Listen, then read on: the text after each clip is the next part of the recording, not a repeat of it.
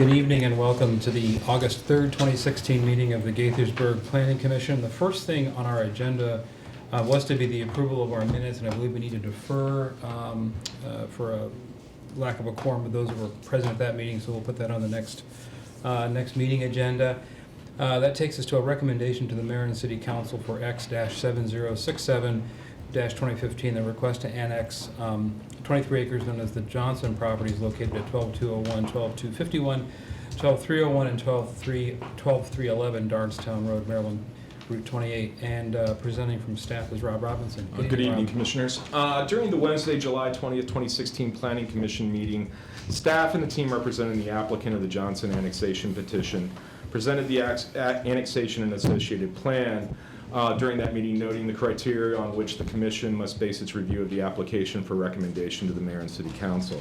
During that meeting, staff recommended that the proposed annexation request is in compliance with the City Master Plan, that a zoning classification to the MXD zone is appropriate, and that the annexation plan can be adequately served by public utilities and facilities as supported by the findings presented in the staff analysis. Staff further recommended the Planning Commission defer its recommendation to provide the public an opportunity for submitting written comments until 5 p.m. July 28, 2016. At the close of that meeting, the Commission deferred to this evening and directed staff to return this evening with a draft recommendation for the Commission to review and vote upon. I'd like to note that in the days leading up to the 5 p.m. on July 28, 21 emails were received. Most of them, of course, voicing opposition to the proposed annexation, 6 of those specifically, and a form email, 15 of which, expressing support for binding design elements. On Tuesday, I would like to make the Commission aware that the County Council took up the Johnson annexation. They did unanimously vote to move it forward, but with the condition that those binding elements expressed in that form email be included in the annexation agreement. Okay. So essentially the requests of the various people in the emails, it's been fulfilled. It's something we have to do. Okay. I would like also to make note, none of the comments directly address the Planning Commission's recommendation role. Staff notes that as it relates to the comments, the current proposal would pass the county's schools test and does not reflect any excess residential density based upon the city's APFO schools test standards. Further, the proposed residential development could be built under Montgomery County zoning. And lastly, staff further notes that the students generated potentially by this development would attend Thurgood Marshall Elementary and not Rachel Carson, as was argued in some of the emails. Mm-hmm. With that, and especially since I realize 2 of the commissioners here this evening were not here 2 weeks ago, I am happy to answer any questions. And also with me this evening in the audience is Stuart Barr of Lurcher Lee Brewer, the applicant's attorney. If there's any questions, he may be able to answer. And I'll reiterate what is sort of a central theme of the recommendation from staff, and that is that while there are some constraints imposed on the annexation agreement now by virtue of what the County Council passed and what ultimately will be, I think, our recommendation, there is no vested rights on the site plan development itself or the plan that was used as an exhibit in the annexation agreement. That will all happen. Any planning or any formal approval of planning will happen presumably at the SDP level, but it could be, I guess, some preliminary stuff too with staff. Historically, the annexation plans, especially for those properties coming in as MXD zone, usually it's typically written into the annexation agreements that they count as sketch plans, so right. they set those forms, and then really the real reviews begin at SDP. Right. So I guess that's just a way of reassuring anybody who's watching and following the process that what we're talking about is really just the annexation and not the specific elements of the plan. Right. Except for the constraints now that will be probably imposed based on the annexation agreement. Okay. Any questions? No, I did want to note that I did watch our last meeting, even though I wasn't here, so I did get the details. So I am comfortable with what I've seen and what we have here. Okay? Sure. My daughter was 6, but I did prepare to and review all the applications, expecting to be at the meeting, so I am also very familiar with the process. Now, Rob, does that mean that we do have to include as part of our provisions to move forward with the recommendation to Mayor and City Council, the specifications that were outlined in the different emails, or because they have been voted by the county, we do not have to make any reference to those? You wouldn't have to make reference to those anyway. As I sort of mentioned in my little preamble, a lot of the statements, if you looked at something, were actually more directed towards council. You know, we were, again, the role is if they wanted to write in about how it doesn't comply with our master plan or how MXD zoning is not appropriate, those would have been better, you know, appropriate comments as opposed to, we don't think this creates an enclave, we don't like the annexation. So that's really not what the commission is making a recommendation on. Okay, but there were like specific numbers, like 110 units, like 100,000. Is that what was approved? It's my understanding. What they said, yes, that was locked in, but the only thing that was added, the sketch plan as presented with the annexation petition showed those numbers. All this really does is lock it into place. The only new facet that was brought in was that there was to be parking associated with the park. So that's a new facet that was shown in the emails, that was transferred to the county council and placed into their resolution. Right. And I guess the other answer to that question is we're asked to recommend or not annexation based on 3 criteria, zoning, master plan, and APFO. So I guess that the numbers, the quantifiable piece on the sketch plan goes to APFO. Mm-hmm. That would be the place to either reiterate that it's aligned or not. Correct. All right, any other questions? Okay, any concerns over the terms of the annexation proposal on those three levels, or those 3 points? No, given that if it generates students, they're going to be at Thurgood Marshall, I don't have concern. I would if it was Rachel Carson, but they addressed it, so. Okay. All right, and I guess the APFO piece, the actual capacity would be vested at SDP, right? That would be the time that the long-range plan and the proposed numbers would be reconciled. Because while it may be possible to safe to assume they're coming in with 110 units, it is essentially sketched. So technically, at the time of SDP, they could come in with 85 units. Right. So again, this isn't preliminary subdivision. This just sets essentially the ceilings for what can occur. Yeah. Right. Okay. Well, I guess to answer them one by one, I feel very comfortable that our master plan, this aligns and comports with the master plan as we have our maximum expansion limits and actually language in there about the potential for these properties to come into the city, and that's been sort of affirmed by staff. I think the zoning seems very, very appropriate as we're looking for the more flexible and more integrated development of anything new in the city, so the NXD makes sense to me. And then I guess on the APFO side, we have some assurances now based on constraints or terms that have been dictated by the county on the annexation agreement that there's a very reasonable ceiling on what could happen there, and the numbers reconciled with at least our current understanding of capacity at schools. I don't think we've had, quite frankly, on any of the other points of the APFO, any threats to capacity on utilities, on Water and emergency sewer, services. S1, W1, so Yeah. it's there. Fire department, as mentioned in the Right. staff analysis, served by 3 stations with a 10-minute response time. Traffic, it's somewhat difficult because until we have preliminary Right. subdivision, we Right. actually do the traffic Right. test, but that is a requirement. I even went a little bit beyond to explain, the extension of other services, it's well within, so. Right, okay, good. So, Go ahead. I know we're not quite at traffic, but I did read a lot of the comments, and a lot of them were concerned about traffic, like making that left turn into the development as they're going north and that kind of thing. So I guess we'll certainly have to take a look at that when we get to that point. Yeah, okay. Yeah, I mean, I have no concerns on the 3 criteria that we're judging by tonight. I've got a whole laundry list of concerns when we get to SDP review, design Sure. review, and that Mhm. sort of thing. So Mm-hmm. we'll look Yeah, forward to yeah. a thorough thorough discussion. process Yeah. review at that point. Okay. Okay, and you've echoed our concerns from the first meeting about solid That's design. what I wanted to guidelines and ask, those. on the draft CPC that was included in your packets, after the vote, that paragraph expresses what the commission had put forward at the previous meeting, or if you want any changes. I think it handles the point, and it's in the tone of voice of the rest of it, so, yeah. we can't show waving arms and stuff in the context of a memo like this. So. I would hope. I don't want to go emojis. Little emojis. Maybe it's time to start using planning emojis, or no? Wow. Maybe just a bow tie emoji? What do you think, Ralph? Okay, so any other discussion, concerns? No. Draft recommendation is embedded in the CPC. Any edits, any concerns with that? You want to change? No. No? Okay. Is there a motion, please?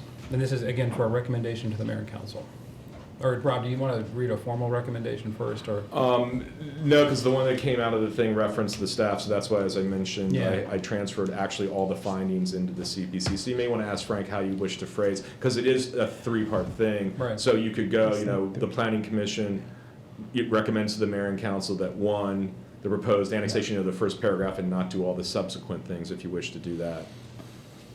Yes, and consistent with the county council recommendation, yes, that would be, Well, so what are you looking for then? Because the recommendation is, So You for wanna do- example, you would be that the commission recommends to the mayor and city council the proposed X 7067-2015 annexation association plan are in compliance with the city's master plan and strategic plans okay, based so each upon one the of your findings. each one of your 3 points. Yeah, based Yes. upon, so it's basically taking the first sentence of each of these three subsections Okay. in the CPC and then just Okay. referencing the more detailed findings that I presented in there. Okay, that's fine. That's what I was looking for. The third one's really, really long. You would only have to do basically the first sentence, the proposed can be served by both existing and future public facilities, and just do the first sentence. Okay, very And good. then add based upon the findings. Okay. On the first point regarding our master plan and strategic plan, is there a motion, please? I move that Planning Commission recommend to the City Council that proposed X 7067-2015 annexation and associated plan are in compliance with the city's master and strategic plans based upon the findings presented in the staff analysis. Second? It's moved and seconded. All in favor, please say aye. Aye. Opposed? That passes unanimously. On the second point, that the zoning is appropriate as proposed. I move that the Planning Commission recommend to the City Council that the proposed zoning of X 7067-2015 is, sorry, let me start over. I move that the Planning Commission recommend to the City Council that the proposed zoning of X 7067-2015 to the city's MXD zone is appropriate based on the findings presented in the staff analysis. Second? It's moved and seconded. All in favor, please say aye. Aye. Opposed? That passes unanimously. And on the third point about that it falls within the constraints of the APFO. Anyone? All right, I move that the Planning Commission recommend to the City Council that the proposed X 7067-2015 annexation and associated plan can be served by both existing and future public facilities based upon the findings presented in the staff analysis. Second? It's moved and seconded. All in favor, please say aye. Aye. Opposed? And that passes unanimously. So the recommendation moves through, and again, emphasis on the requirements that good solid design guidelines, high levels, and high standard of development is a part of that, Great. as written in your memo. Thank you very much. Thank you. Thank you. All right, that takes us to then our site plan agenda, and there's one tonight. And that's for SP-7277-2016 Fitzgerald Lake Forest Autumn Mall at 951 and 905. Is that right? North Frederick Avenue in the C2 zone.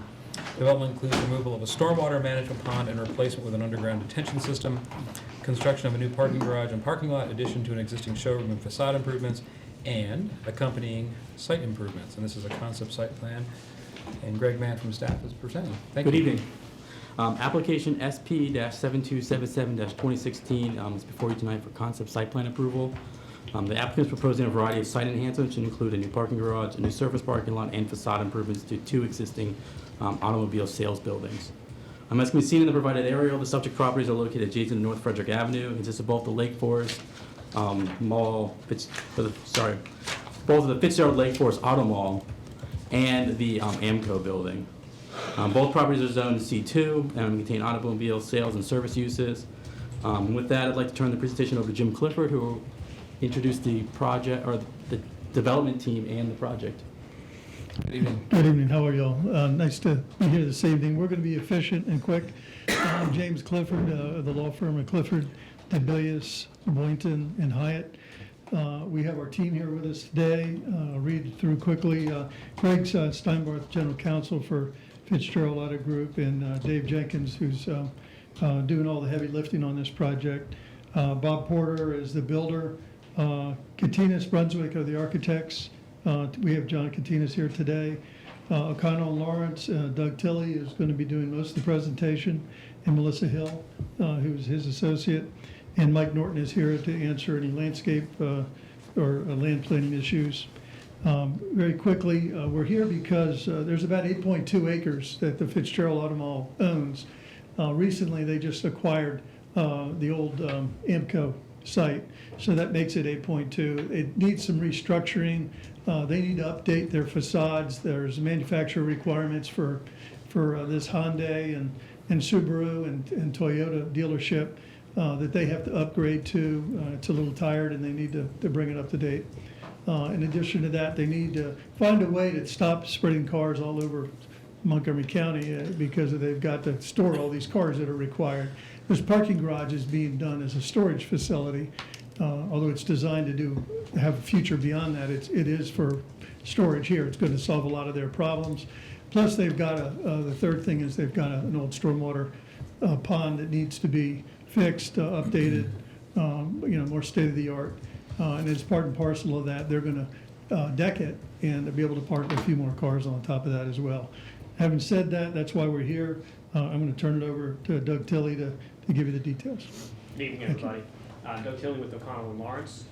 So I'm going to run through our presentation here, go through several of the site issues on site and how the site's been laid out. So you can see on your monitors the existing site. I believe Greg introduced this already, but this site consists of two separate parcels. Parcel B, which is the AMCO facility, and also the Fitzgerald Collision Center, their body shop, and Parcel F to sort of the southeast of that, which includes the Toyota facility, the Hyundai Subaru facility, and their service facility. You can also see this area down along Russell Avenue, which is we're calling the Panhandle as part of this presentation, which currently contains an existing stormwater management pond, which is in serious need of repair. So these are the proposed major site upgrades that are included in this concept site plan. The one area down here where the Panhandle is, we're proposing to remove the pond, replace it with a below-grade underground detention system. Above that will be a storage lot or a vehicle storage lot to be used by Fitzgerald, car storage, car showroom, that sort of thing. The garage, the proposed 5-story parking garage, is located in this area right here, currently just housing surface area parking. The Toyota showroom addition and refacing is included on the front side, facing out on 355, and the Hyundai Subaru refacing project will be looking out on Russell Avenue. There's other minor upgrades that I will get to as I go through the rest of the presentation. These are the major ones that are included. This is just a conceptual rendering of how the site will look at its finality, so you can see the existing AMCO body shop, no changes there, the proposed garage location, the proposed Toyota showroom changing a slight shape from the existing building, and the Hyundai Subaru refacing location on the back side. You can also see where the surface lot is going to be, and some of the other site upgrades as we're going to see throughout the remainder of the presentation. So parking and loading was an important aspect that we looked at. Currently, Parcel B has 82 spaces, which were approved as part of a previous special exception plan. That was BOA 7009-2015, approved when the body shop was installed in that area. Parcel F has 544 current spaces. That includes both customer spaces and spaces used for car storage, vehicle storage, that sort of thing. So the gray boxes that you're seeing right now are proposed vehicle storage locations. So these are spaces that are designed simply to store vehicles for Fitzgerald use. Now, as you can see, the proposed garage location is represented by this square box here. It's to be used for vehicle storage. Fitzgerald access where they can keep their wares on site as opposed to off site. We've also got other scattered locations throughout the general location with a total number of 1,023 spaces, so a significant upgrade from what they have right now. There's no proposed vehicle storage spaces on Parcel B. We've also have proposed customer/visitor spaces to be striped City of Gaithersburg standards. A total number of 83 proposed spaces on parcel F, and a total number of 53 spaces on parcel B. So over here 53 and over here 83, including accessible spaces to the required amount. One of the key points is we will have to upgrade the special exception or amend the existing special exception that's on parcel B that will be included as part of this to accommodate this parking area. And there will be parking waivers requested at the preliminary final site plan stage, since these parking amounts will not meet the code requirements for that. Is that because of the current subdivision, or, I mean, if you gross it out across all the parcels, is it okay, or is the math because you've got to do it by parcel? It's by parcel, but it wouldn't meet it anyway if you combined it together. Okay. So for loading, this is the proposed loading zone. I'm actually going to switch to the next slide, but shows a blow up of it here. There's a 140 by 25 foot loading zone proposed just to the south of the existing service facility. Essentially, it's designed for car carriers, so loading and unloading can occur on site. You can also see a 10-foot bypass lane which sweeps around it here. Site circulation was also an important aspect of this site. I'm going to get to that at the next slide. But we wanted to maintain access around a loading, unloading car carrier. And that's on the Russell Avenue side, right? This is actually, Russell Avenue would be, if we go back one. So here's the loading zone right here. Russell's right over here. Right. So this is going to be the Sheehy facility right there. Oh, okay, Already? okay.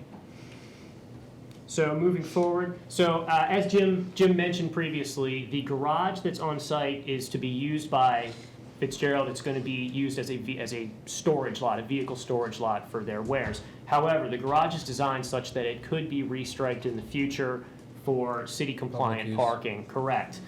So proposed number of spaces, currently with the current striping alignment for this project is 868, but it could be striped with 570 spaces in a city compliant manner. So this is, the objective is to, like, I mean, I know you have a lot of stuff over at Lake Forest. The objective is to bring everything over to this site, Correct. or as much as you can. Exactly. You got lots of cars. That's the intention, correct, is to keep as much of the wares on site as possible. In addition, this garage will also permit on-site circulation as opposed to, like currently you can't travel from parcel F to parcel B without getting on 355. Right. You have to actually go out and then go right back on. This will solve that problem. That's good to hear. So on-site circulation, again, as I mentioned, was very important moving forward. You can see the grade hatched section is a circulation path that's been drawn throughout the site. The vast majority of the on-site drive aisles are 26 feet, city compliant, two-way aisles. There are some locations that have some 20-foot one-way aisles wrapping around along Russell Avenue or between some of the vehicle storage lots kind of in the center of the site. And there's also a 20-foot two-way cut-through, we're calling, which is proposed between parcels F and B along Maryland 355. That's an integral part of the circulation aspect, being able to move between the sites fairly easily. Shared entrance with the adjacent property. So this detail shows a property line which bisects this entrance that's existing along Russell Avenue.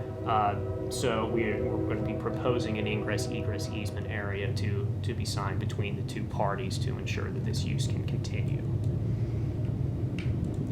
Trees, forest conservation. This is the preliminary landscape plan. Now, one important element of this project is there is a variance request for a large tree removal. There's an existing 34-inch black walnut in the location circled in red. That variance request for removal of this tree was made by Mr. Mike Norton of Norton Land Design under section 22-12 of the city code. He's here to answer questions about that particular removal as needed. So phasing. So this is going to be a phased project. This is kind of an overall phasing map, but I'm going to go through these individually quickly. But as you can see, different colors for different phases, and there's 4 total phases, 2 of which are slightly more broken out.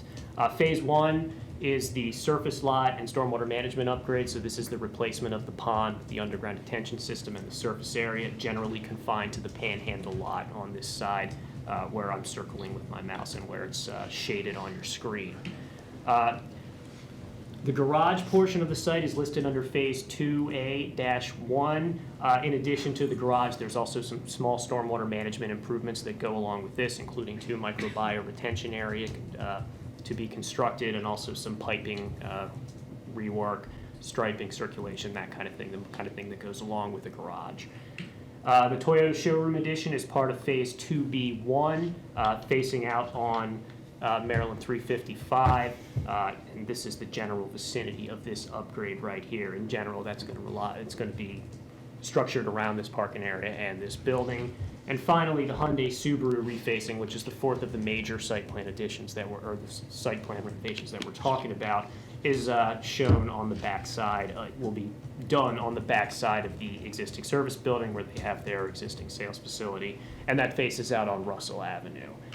These are just additional minor site plan or minor site improvements that go along with this. So 2A2 is the cut through that we discussed to improve the site circulation. 2A3 is just a new dumpster area. It's a new dumpster pad to ensure that you can keep taking the trash out. 2A4 is some minor circulation improvements in this area that'll help get through that area. Also, a couple sheds will be removed, and there's a very small 120 square foot addition in this area to the building so that the sheds can be removed and the circulation in that area can be bettered. And finally, 2B2 is a parking area upgrade designed to give a little more space in that area to help with circulation, but also to keep some vehicles in that area. And that completes my portion of the presentation. I'm going to turn it over to John Katinas to talk about some of the conceptual architecture. Good evening. Thank you. Good evening. So we'll talk about the 3 architectural portions of the project. Sorry if I'm hitting the button. Excuse me. Great. We're looking at the Toyota showroom, existing and proposed. This project includes an addition to the building, approximately 2,800 square feet. The building is decades old, and the volume of use is requiring the addition. The addition is also the prescribed manufacturer mandate materials are being applied to the building. The branding of Toyota to the right and left side of the building as you face it are open canopies, and the center is a freestanding portal. Materials here are used are ACM panels. They're in the color of silver and gray, and in the front Toyota portal is actually a glass paneled front. The building will be no taller than it is now, and as I said, about a third larger than it is now. The next architectural piece is the Russell Avenue facing Hyundai Subaru showroom. Again, here there's no addition to this building. It's really just a facade replacement upgrade. Again, with the manufacturer mandated materials. Again, ACM panels. The Subaru showroom includes a slate stone tower. Hyundai on the left, ACM panels, and the Fitzgerald center logo feature there. Parking garage structure, as I said, it's for on-site storage facility. The idea here, it's a 5-story building that is built from precast modular concrete materials. We have a variety of finishes and color to harmonize with the dealership colors being used. We want it to be as quiet as possible. We try to emphasize a vertical element to it, take away some of its horizontality, and again, a quiet, harmonized, soft materials and color. There's side-by-side elevation, straight-on elevation of the Hyundai Subaru dealership and the garage. Again, you can see some of the color tones and it's similar being carried through from one to the other.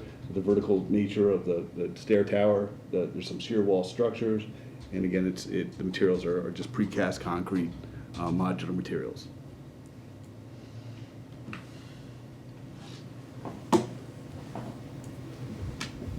That concludes our portion of the presentation, so we're happy to answer questions. Okay, I have some. Go ahead. All right, there's a lot going on in this area. A lot of stuff going on. Has there been any thought given to like traffic calming measures like humps or something? I mean, so people can't come flying through there when you bring out a car or something like that?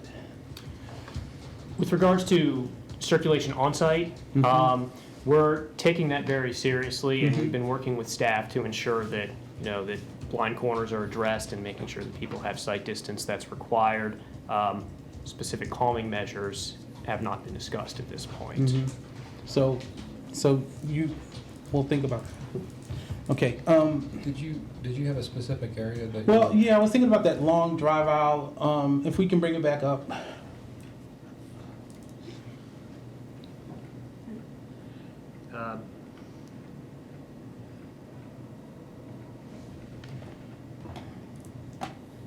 This area right here, or are we talking? Yes, that one there, and then coming out of of course, This garage, this the area right in garage. here? Yes. Well, I guess to piggyback on that question, just to be clear, how much or how little customer circulation are you encouraging up through the middle of the site or down the side of the site? Or are you really trying to encourage the Toyota customers to come in from the 355 side and the Hyundai customers to come in from the Russell Avenue side? I mean, circulation is, permissible throughout the site as Right. needed. I would say that garage use is going to be for Fitzgerald employees I only. understand that, but just all of the circulation that happens on the site post last phase of construction. I think what we're trying to get at is how much circulation is really being encouraged and driven through the site, or is it really, two fronts with a kind of an in-between that doesn't get a lot of customer usage, but it's probably more the internal operations? I guess the question is, where is the signage, aside from the building mounted signage, do you have Hyundai Subaru signage on 355 and Toyota signage on Russell Avenue, or is the Well, intent? they definitely have the Hyundai signage on 355. It's in that motherboard that's out front. And Toyota too. So the reality is you're looking at access for patrons of both dealerships from both roads. Potentially, yes, although I think we're encouraging people, to, based on the fact that parking is scattered throughout the site, but we've provided parking for customers on both sides of that site, that, trying to minimize people driving through those drive aisles, I think would be encouraged, But- just as a matter of Okay. principle. But it is possible based on the circulation that's been provided. But I'm also thinking about when someone's looking at a particular model and they want to go grab it, and you get one of your valets or jockeys to come go get the car, and they're flying by to bring the new car down or something like that. I mean, that's a consideration too. So that's kind of what I was thinking about as well. So I hope you give some thought to humps and I guess limiting the traffic to 10 miles an hour, whatever it is, but just something that will keep the traffic calm and make sure we don't cause a situation. Because there's a lot there's a lot. I mean, this is a nice big space, 8.2 acres or whatever it is, but there's a lot going on in this area. So I'd like for you to give that some consideration. The other thing, have you taken a look at some of the projects that have been in the city of Gaithersburg for some of these larger parking decks? And we've put there's some sort of cladding and some sort of features that are on the side of the parking garages to give it a nice element. Some artwork, something to just make it a little more pleasant to look at. Have you looked at some of the things that are going on in some of our previous projects? Right, we talked about some screening elements. Yeah, and- right. I know you mentioned it. So just talk to me a little bit about. Well, You I know. think we felt like the concrete panels themselves were an element that we can express, and by simple change of color, we can create a pattern and a style to the building that isn't trying to over enhance it in a way. Again, it's understated. Yeah, but we've seen some things like at the Rio and at downtown Crown when they've done some opaque screenings and that kind of thing to give it a nice look and just softens the whole I mean, it's a lot of concrete, that's all. No amount of coloring of precast is gonna Yeah. get rid of the fact that you have Right. giant Right. horizontal bands throughout the Right. building. Right. It's not something that paint or color is gonna fix. It needs to be more architecture Yeah, based in that. yeah. I'm Right, just that's why wondering- we try to emphasize the verticality of the building. We do have the tower and the glass there, and then the shear walls are vertical elements.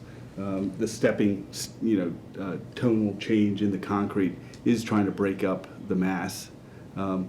We're open to further consider other materials, but it's conceptual. This Yeah, is what we're here if- for today. I mean, take a look at some of the stuff that we have in the city, and maybe it can give you an idea of some of the things that have made some of these larger, these huge walls of concrete, just make it a little softer and a Sure. little more palatable and more pleasing to aesthetically.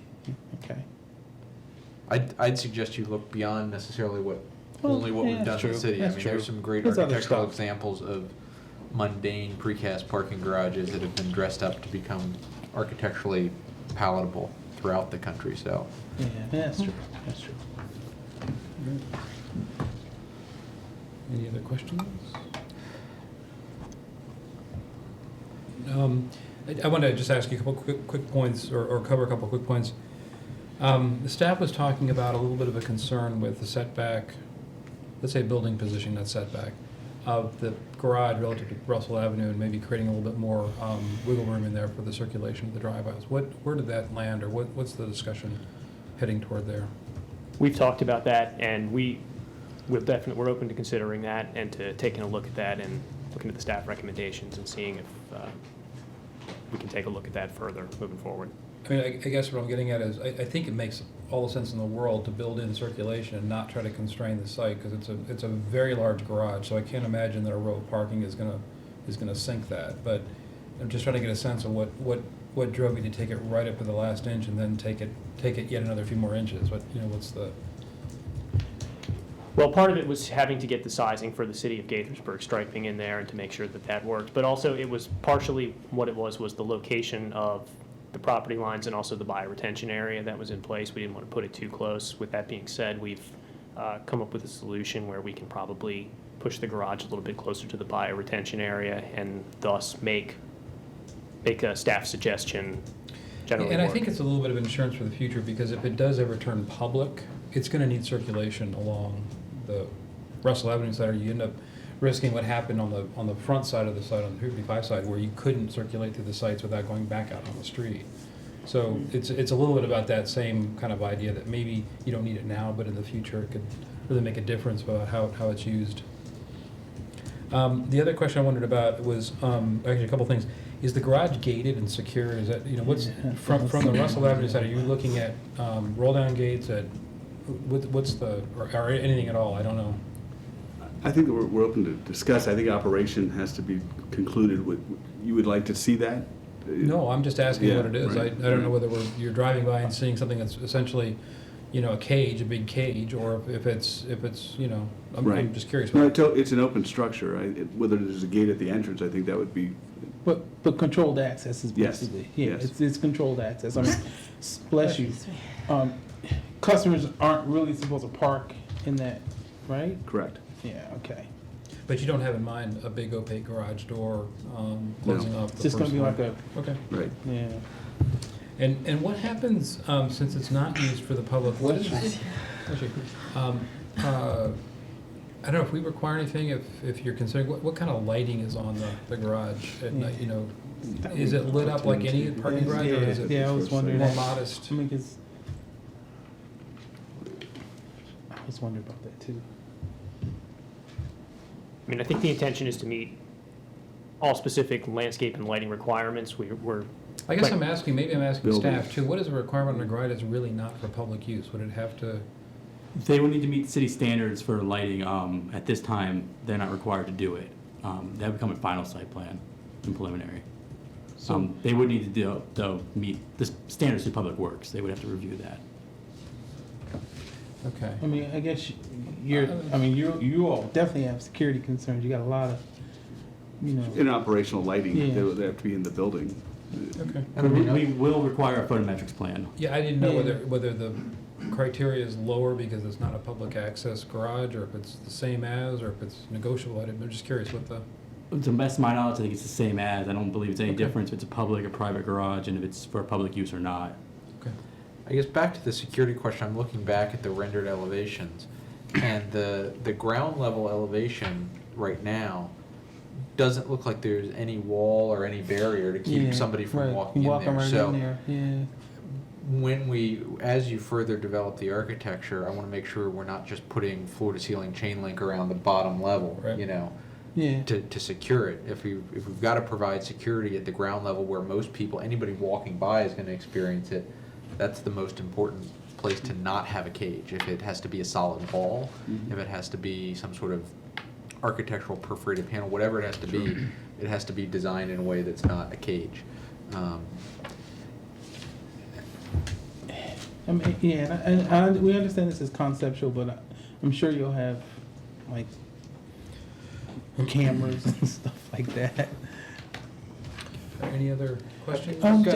Go ahead. I was gonna, since it's similarly related to the garage, and it's a landscape question that maybe hasn't been thought out yet, but what is the size of the trees that we're looking at bringing in, especially along the Russell Avenue side? You know, you've got a pretty, what looks like a very solid line of trees. On day one, are these gonna be little 2-inch caliper, 10-foot tall sparse trees, and we're gonna be waiting 10, 15 years to get any screening out of them, or are they gonna be more mature trees to start out? What's the thinking along that? I can answer that. I can speak from here if you like. Yeah. Right now, Come on up I'm to Mike the- Norton for the record. Yeah, very good. What's that? You need to identify yourself. Sure, Mike Norton, Norton Land Design, for the record.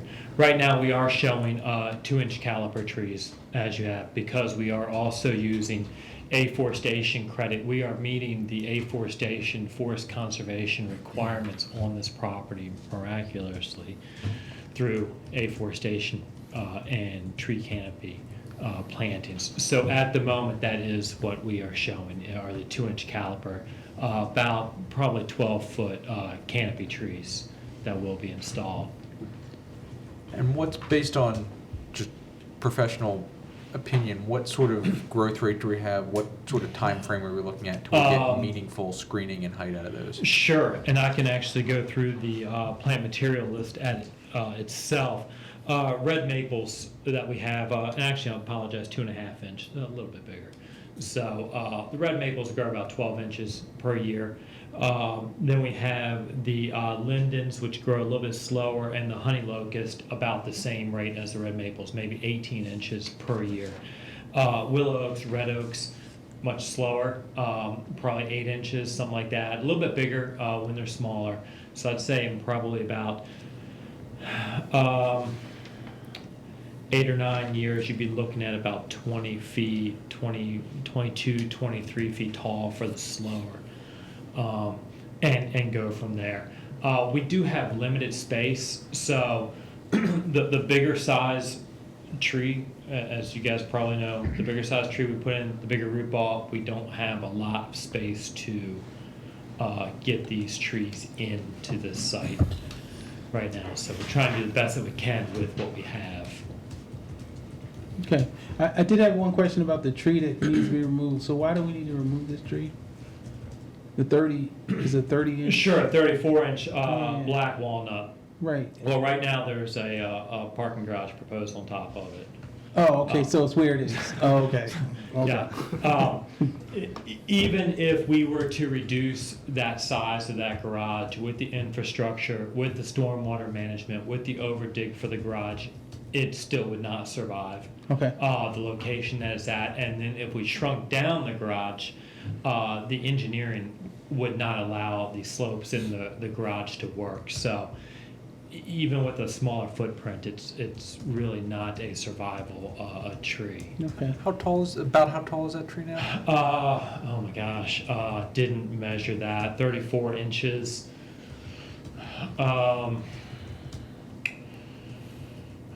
if I had to just wager a guess, I mean, walnut's probably one of the slowest of all of the growing, tolerates the least amount of impact. Maybe 35 feet, 30, somewhere between 30 and 35. Much, much slower growing tree out of everything that we're looking at. Maybe this is totally off in left field, but if we've got to lose the tree, it would be awesome to see somebody salvage it for lumber instead of feeding it through a chipper. But I don't have any concerns with it other than I'd hate to see a giant pile of black walnut dust. We love trees in Gaithersburg. Any other questions? So Greg, do you want to do the recommendation piece, and then we'll move to discussion? Sure. Staff recommends the planning commission, based on the exhibits submitted, the applicant's testimony, the staff report, staff findings, and staff recommendation, grant SP 7277-2016 Fitzgerald Lake Forest Auto Mall concept site plan approval, finding it conceptually in conformance with sections 24 and 170 of the city code with 3 conditions. Okay. Go ahead. When I read your concerns, is there any part of your concern that should be kind of merged into a condition? Conceptually, they have resolved our concerns. We Okay. just want to make sure moving forward that they continue to refine our concerns at final site plan and preliminary site So plan. should that be a condition? We didn't Which feel one? it needed to be a condition. The one I was, yeah, I mean, I guess you're getting at what yeah, the one about the proposed enhancements and the concerns related to vehicle sightlines. That was number 2. Mhm. And the safe movement through the blind turns and, that kind of thing. I mean, those are safety concerns, so. Yeah, and they have met with the Department of Public Works, and again, conceptually, they are Okay. okay with it. And I Again, it know does this need is to refine concept. out I know more to this is final site concept. plan. Yeah. Yeah. Okay, all right, yeah. Just want to note it. I mean, safety concerns, should be a condition. Good point. Bruce Daly, you look like you were about to say something.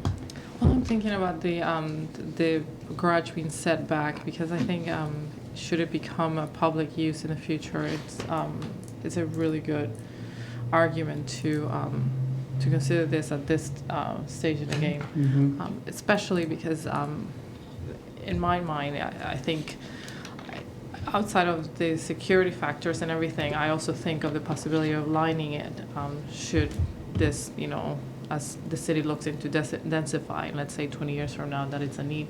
I think we should allow a little bit of a room, even if it's a 10-foot lining. That's been done before. So setting it back, in my mind, it's the way to go forward. No, I agree with you. I think that's the one thing. I think conceptually, this plan works very, very well. In fact, I compliment you on taking on upgrading the stormwater management. I'm glad to see major commercial sites upgrading stormwater management. I think that's going to be a real plus for the city. Gosh, what's not to like about a successful business in the city? So I think it's great that this is all happening. I think just a couple of details, like the setback of the garage, to kind of respect the Russell Avenue frontage. You have to, after all, you've established it. You turn toward Russell Avenue with the dealership. So let's finish that thought and make it reasonable for a good landscaping buffer, a good facade treatment if it ever goes public. If it does have to have secured, gated or something like that, I understand that. You can work with staff on the details, but let's not make that right on the sidewalk. Let's get it back where it belongs with enough landscaping, and then ultimately circulation, so that if people need to move between those two ends, cars need to move between those two ends. It's not a forced or a contrived circulation pattern. So I think that detail would be really important. As far as the facade treatment, Commissioner Winborn brought up the idea that there are good examples of how precast, this can go the wrong way, frankly. You can hang a lot of jewelry on a precast building and it looks a little silly, so I understand that too. But there's sort of an in-between position, I think, where the right massing plus the right amount of softening, whether it's grow screens or screens or whatever, makes some sense, especially on the facade facing Russell Avenue. I'm not so much concerned about the other end, because I think there's enough of an interference and a buffer between the dealerships that are out in front That's of the true. building in front. And on the side, I think you're bumped right up against, I'm trying to think of the building that's there, but you're not gonna see I mean, even though your elevation is pretty stark on the side, you don't see it, I don't think, ever in its entirety, because it's interrupted by the buildings right adjacent to Was it. it Sheehy? It's King Auto, Volkswagen. King Volkswagen. King Volkswagen. Yeah, okay. but there's a couple of buildings that sort of break up that whole view shed, I think, from both sides. So, The slope as well helps. what's pardon me? The slope, because it's being built into the slope, so I think that Sure, will also sure. assist. So I think at a concept level, those are the two big points I'd wanna see heading into final site plan, is the treatment of the edge at Russell, and then ultimately the aesthetic of the facade.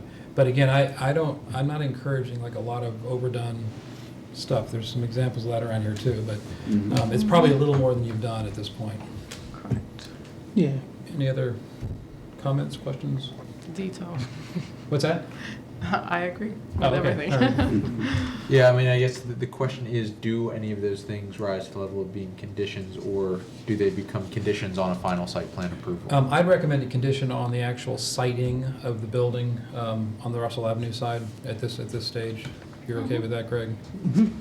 I think the rest is sort of fair warning to bring in elevations that have respected the record at final, but the actual siting, I think, does warrant a condition at this point.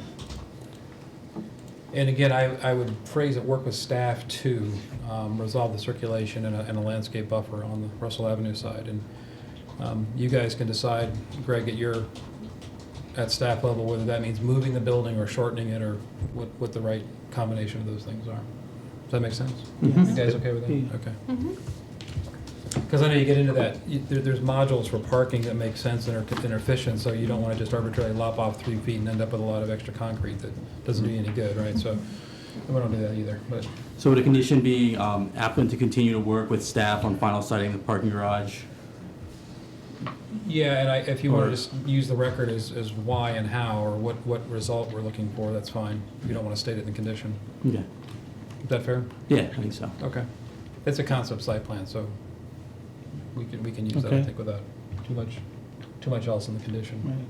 All right. Are you guys okay with that? I don't know if you want to confer among your team, if you have any questions about that condition, or make sense? We're good. Team's okay with that. Yep. Okay. Thank you. It just takes a little bit of creativity, trust me. We're not asking for much. All right. Anything else you want to? No? Okay. Do you want to, anybody have any questions on the actual recommendation from staff? I think what we have now is really 4 conditions. 4 conditions, and I actually forgot to include, there isn't one more recommendation for the tree removal variance. So there'd be 2 motions that you made. Okay. Okay. So to wrap discussion around that, I don't see a real downside to that. I know we don't like to see mature trees taken sort of Right. arbitrarily, but I think Right. on balance, there's a lot of upside to the site development that warrants this. agree. And you're bringing back landscaping, and if you really work on that Russell Avenue facade, we could really stand to gain a really nice tree line out of it ultimately. So might be a good trade-off. Okay. Good. All right, is there a motion, please? And do you want 2 motions for the? 2 separate motions, yes. Okay. Okay. All right. I move that based on the exhibits submitted, the applicant's testimony, the staff report, staff findings, staff recommendations, and our discussion, that we grant SP-7277-2016 concept site plan approval, finding it conceptual in compliance with section 24-170 of the city code, with the 4 conditions that are identified. I'm not sure whether we read them in, but they've been identified. I think you can say identify in the staff report. As identified in the staff report. And then the Yes. one that is part of the record. And one is a part of the record. Okay? Very good. Second? It's moved and seconded. All in favor, please say aye. Aye. Opposed? Passes unanimously. And next up is the approval of the tree waiver. Tree waiver? Okay. Yeah, tree variance. Tree removal. Tree variance, Tree yeah. Waiver. I move that based on the exhibits submitted, the applicant's testimony, the staff report, staff findings, and staff recommendations, and our discussion, that we grant as part of the concept site plan for SP-7277-2016, a variance for removal of 1 tree larger than 30 inches, what's that, DBH, finding the variance request in compliance with section 22-12 paren D of the city code. Second? Moved and seconded, all in favor, please say aye. Aye. Opposed, and that passes unanimously. Thanks very much. Thank you, good luck. Thank you. Glad to see progress on the site, Yeah. that's great. Thank you all. All right, next up is from the commission. Bill, can I start with you? Yeah, I don't have anything this evening. Okay. I probably should have read into the record and let the record show that Bill is joining us as in full participation tonight, as not all commissioners are present. Yeah. So we're missing that for the minutes. Yeah. Danny, anything today? I'm just happy I got my shirt. That's it. Well, Danny, were you proposing that we come Yeah, up with? yeah, we have to have a shirt day. Yeah, sure, yeah. Spirit night. That's right. PC Spirit Night. That's right. Where's Sally? Nothing Nothing to tonight? Okay, what do we have from staff? Marty, are you gonna jump I in? think Greg Mann's gonna Greg. go Okay. Yes, as you may remember, the Casita Restaurant, located at 2 East Diamond Avenue, came before you last year for an amendment to final site plan. Right. The applicant included new architecture, or the application included new architecture, small addition on the building, and some site work. At that time, there was a discussion on signage on the building, and as such, there was a condition added that any future signage had to come before you guys. The applicant, because of the way the schedule worked this month, with you guys only having one planning commission meeting, and they're actually open now, we wanted to bring you guys the sign from staff tonight and hopefully get your guys' blessing that the sign's okay, and then we can move forward with permitting the sign. Okay. There's 2 signs, as you can see on the screen. I can get it up on the screen. There you go. The proposed signs are channel lettered signs. They'll include the name of the business. One's facing East Diamond Avenue, which is basically facing that parking lot in the front. Yep. The other one's facing North Frederick Avenue. Both signs do meet the city code requirements per the sign ordinance. And staff is available to answer your questions if you have any about it. Okay. And there's the other one. Okay, thanks for bringing it back. Yeah, I think my concern back when we saw the site plan was, all we saw was the stark kind of fascia material and nothing about how they would kind of create an identity. And that seems to be a nice, strong, and appropriate way to sign it and create some identity for it. So I don't see any issues with it. No, Anybody? I have not. I will just mention, Mr. Chair, that we have. How good the food is? I have eaten there. It's great. They've done a great job inside and out. Yeah. But if you do go by, you'll notice that their parking lot, there is some green space still to be added. We left them on their site plan some time to get that done as they were getting open and trying to get going. Sure, So sure. Okay, great. Make you aware of that. All right. So do you need anything from us, or was it just Just general consensus Let us that you're know. okay with it, and we can move forward with the permit. I think that's what you're hearing. We're okay. What does CA stand for? I don't know. Oh, we can't, we take back our consensus. It's not an icon, so. Okay. Yeah, we can ask. I've seen it so many times. I can't. I don't know what it means, but it's a common suffix on a company name. So it must be Yeah, just something like PA for doctors or something like that. I guess. Yeah. All right. What else? Greg, you got anything else? Or? That's all. Okay. Thanks a lot for that. Marty, you got anything to make? Just that I would remind you, if you know anyone that wants to get an application in for a nomination for the Planning Commission Awards, we're fast approaching the deadline, and so get those applications in. And please use all your social Yeah. media channels Okay. to talk it up and encourage folks to submit something and to look at it. What is the date? What is the deadline at this point? I don't know, you're gonna ask me Okay. that. I'm not positive. We've got another week or so. Okay. Okay. So I want to say it was around the second or third week in October. Any in August. activity so far? Have you got some handles? When we met yesterday, we had not received any, Okay. but we're going to make another wave of social media and reaching out to folks. So I'm afraid the summer Yeah. pace of things may affect that a little bit. yeah, and that may be a lesson we learn and try a little bit different timing next year. So Okay. other than that, the only thing I would mention is the September 6th joint public hearing. I'll just remind you of that. Yeah, we got polled today. Okay, Yeah. great. Yeah. It's, what was it, remind me, the 6th is, what was the app? Or what was the item? The, on Stevenson. on the That's seven- right, yeah. okay. Good. All right, That's all I've got. nothing else? All right. Miriam, anything tonight? No, that's it. All right. Frank? Don't have anything. but Publish thanks any for books this asking. month, or- No, nothing else. So, writing is one thing, getting things moving forward with actually creating a book takes sometimes just as much effort, but still in discussion, All right, moving good. it forward, Yeah. so. Way to go. All right, then, I guess if there's nothing else, we're adjourned. Have a good evening.